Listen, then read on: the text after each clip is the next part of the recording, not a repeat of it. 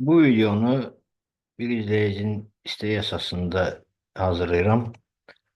İnternetdə hər hansı bir mövzuya mətn götürmüşsünüz və bu formada, yəni görürsünüz abzaslar arasında məsafə bu formada dəyişmək olmur.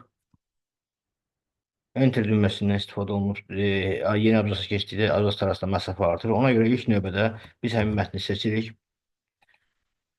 Şriftini seçirik. Şriftin növünü, ölçüsünü təyin edirik. Sətirlər arasında məsafə. Buradan təyin edirik. 1.5 qoyuruq. Və yaxud da ki, paragraf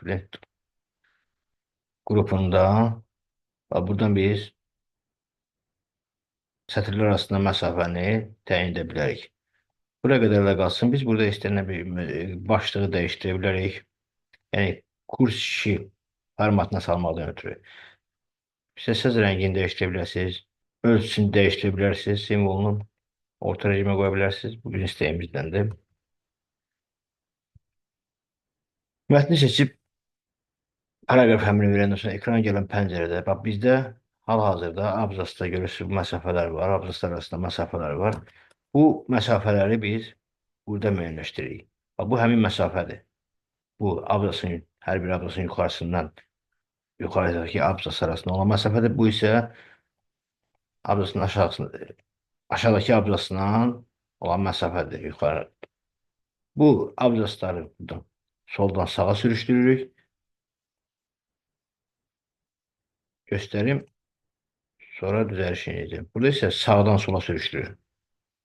Bu məsafəni. Ona görə də biz adətən standart mətnlərdə bu ölçüləri hamısını sıfır götürürük.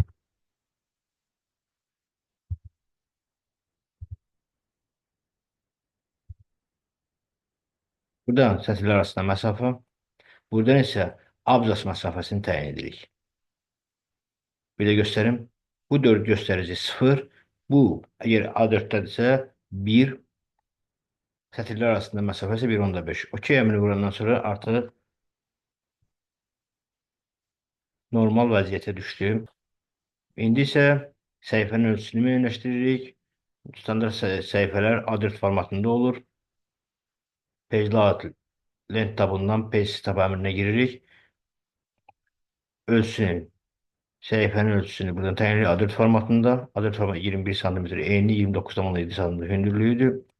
Margin səhifəsində isə səhifənin kənar boşluqlarını müəyyənləşdirə bilirik. Yuxarıdan 2 cm, aşağıdan 2 cm, soldan 3 cm, sağdan isə 1.5 cm seçirik.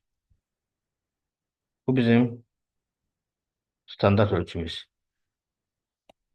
Bir şey də göstərim. Deməli, simvollar arasında məsafəni də artırıb azaltmaq olar. Yəni ki, simvollar birini sıxlaşdırıb və ya aralamaq olar. Bunun üçün də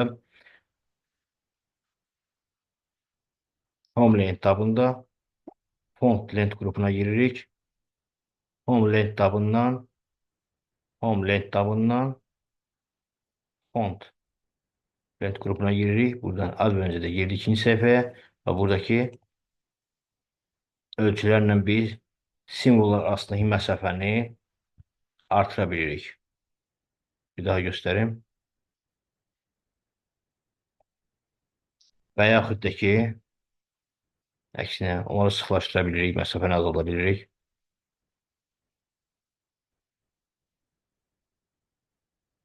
Buradan isə simvolları digər simvollardan yuxarıda yerləşdirə bilərik və yaxud aşağıda yerləşdirə bilərik. Amma normal sənədlərdə bunların da hər ikisi 0 olur. Səhifəyə nömrə qoya bilərik. Insert lent tabına girib page number. Səhifənin yuxarısında, solda, yuxarısında, ortada, yuxarısında, sağda və yaxud səhifənin aşağısında, solda, ortada, sağda. Səhifənin yuxarısında, ortada yerləşdirdik səhifə nömrəsini.